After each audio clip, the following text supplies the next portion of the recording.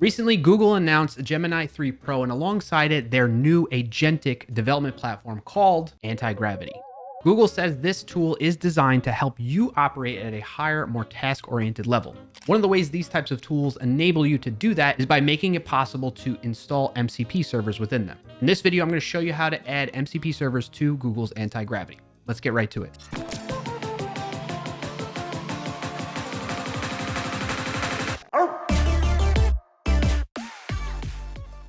All right, after installing Antigravity on your operating system, you're presented with this setup guide. So I'm going to click next.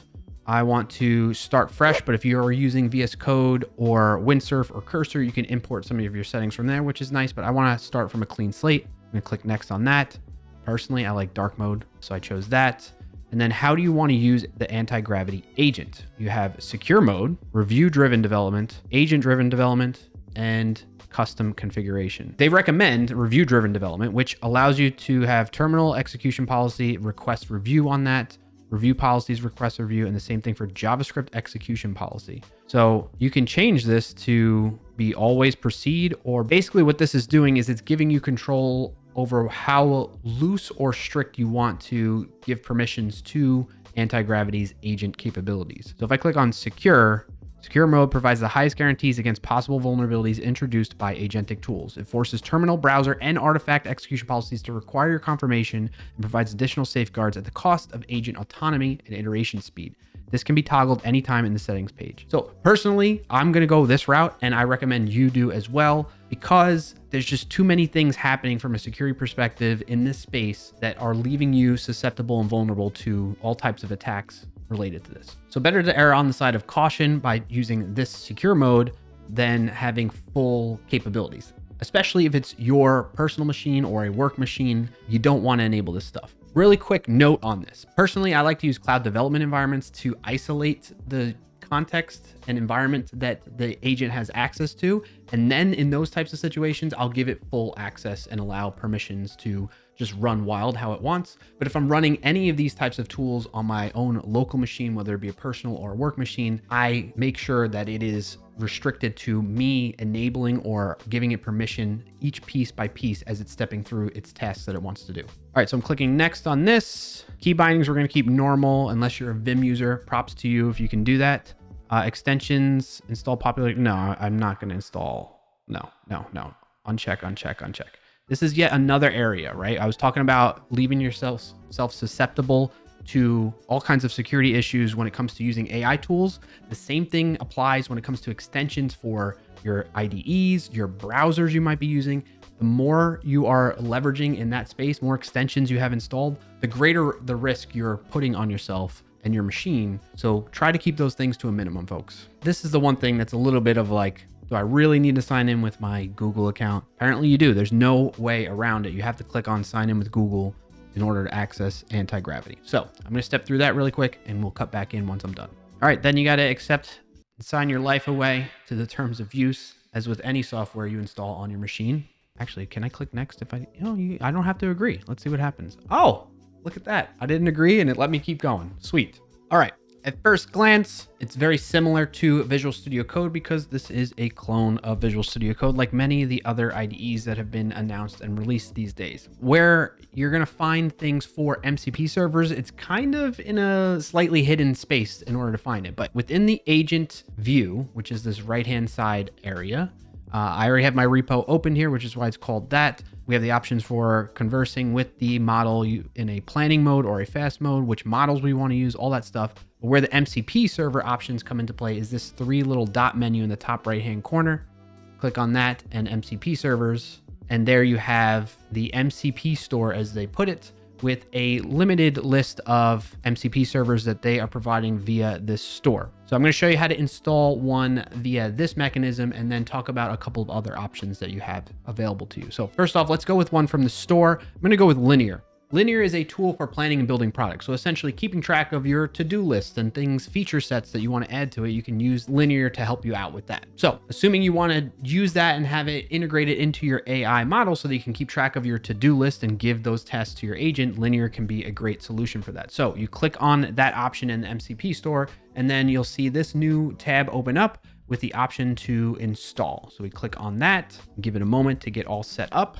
And then it popped up a tab in my browser off screen that I'm not recording right here to log into my Linear account and authorize this MCP server access to my Linear account. I went and did that, and then we could see this became enabled now. And I have the option to disable it or uninstall it from this view right up here. In addition to that, I should be able to manage now. If you scroll to the top of the MCP store, again, to get there is clicking on this 3-dot menu and going to MCP servers and then manage MCP servers, which then brings us to the Manage MCPs tab and capabilities within Antigravity. So we can see we have Linear is the only one enabled or installed right now, and all of these tools that came with it that I can now leverage as part of working on my code for my project within Linear. All right, so that's one way, but albeit it's very limited to the number of MCP servers, and you might have other MCP servers not listed in the store that you want to use.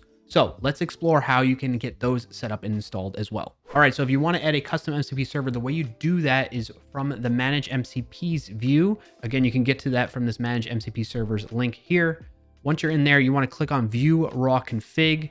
This then shows you the JSON file for the MCP_config JSON that defines all your MCP servers to Google's Antigravity. So what I'm going to do is I'm going to paste in the MCP server that I want to add. In this case, it's the Postman MCP server, which if you're not familiar, Postman, among other things, can help you with testing out your REST API by making REST-based requests to your API for you, that type of thing. And so maybe you want your agent to be able to test the API endpoints that it builds out for you. You can leverage something like Postman for that, among other things. So in that case, this is how we set it up. We're using MPX again. We're going to use this package, the Postman MCP server. And then if you have an API key for it, you can enter that in here as well. If you use Postman and you want to get your API key, you're going to want to go to this URL here, web.postman.co/settings/me/API keys.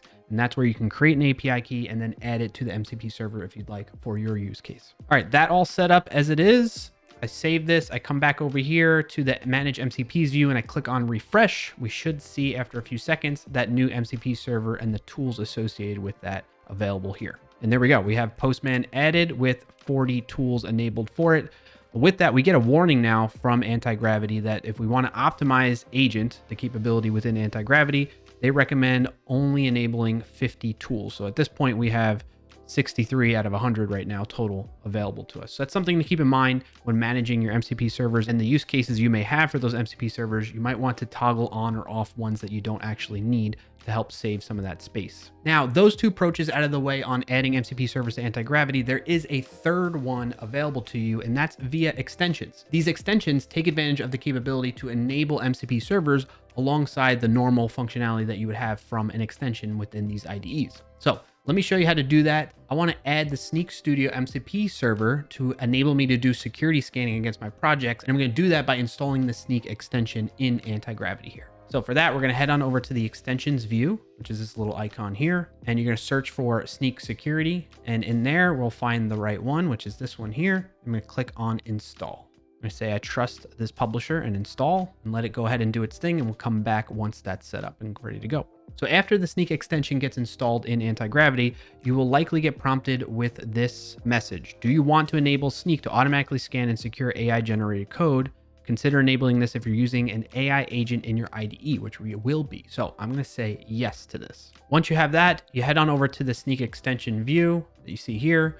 You're going to want to say connect and trust, which will open up a tab in your browser. You'll sign into your Snyk account or sign up for a free account if you'd like, and then it'll bring you back over to Antigravity. Then once I'm signed in, we'll see that this view, the extension view, changes. If we go back over to the Manage MCPs page and you click refresh, you'll notice the new Snyk MCP server is here, along with all the tools that come baked in with that. Snyk AI bombs, Snyk code scan, and a bunch of other options that you have here to help enable you to make sure things are secure at inception when using AI coding tools. All right, so now I'm going to test out having the agent leverage one of my MCP servers, in this case, the Snyk Studio MCP server, to check the security of my open source dependencies in, let's say, the cursor small directory of this project. All right, so I'm going to send that off to, let's use the fast mode for this. I'm going to send it off to Gemini 3 Pro in this agent mode. So right off the bat, it noticed that checking dependencies, it needs to use the SCA scan. And then in doing that, it checked out some more things like the file structure. And now I can see it's running the Snyk trust command, which prompted me on my browser on the left-hand side to trust this folder path, in particular, the cursor small folder path on my machine. So I'm going to click trust path on my other monitor here, and it says success. You can now close this page, and now the agent continued on with its process here, and we'll keep track of what's happening, what it's doing there as things progress. Okay, so it looks like it did analyze the package JSON and use Snyk to scan for things, but it's taking a step further and trying to update to the latest and greatest of these packages that likely have vulnerabilities in them that were reported by Snyk. In fact, let's see. So we can see the output from the Snyk SCA scan, software composition analysis scan that was happening there, and it found a couple of things. Your dependencies are out of date, otherwise you would be using newer version of that. Remediation upgrade to Express at 4.21.1. So there you go. There's just a quick example of that, showing how that's working. And the agent going a little bit further than what I asked it to do. I really just wanted it to let me know about the vulnerabilities, but in this case, it's trying to mitigate the risk with those vulnerabilities by upgrading to the packages that have patches in them, which is fantastic to have. It's another reason why you would want to leverage MCP servers, and in particular, the Snyk Studio MCP server, so you can make sure that the choices the AI is making for you in the process or task that you're asking it and prompting it to do is taking into consideration the security implications of those decisions as it goes on. So there you have it. That's 3 different ways of adding MCP servers to Google's Antigravity IDE. And just to recap, you have the MCP Store, which albeit limited list of MCP servers at the time of this recording, and that may expand over time, I assume. You have the custom JSON configuration settings that you can manually add MCP servers to from there. And then you have the third way, which is via extensions that come with an MCP server bundled into them, like the one I showed you from Snyk Studio. So now that you know how to add MCP servers, I'm curious what MCP servers you are looking to leverage with inside of Google's Antigravity. Let me know in the comments below. That does it for this video. If you got value out of it, be sure to like it down below and share with somebody who can put it to use. And if you made it this far, subscribe to the channel so you don't miss out on upcoming videos. Thanks for watching, and happy, safe coding, everyone.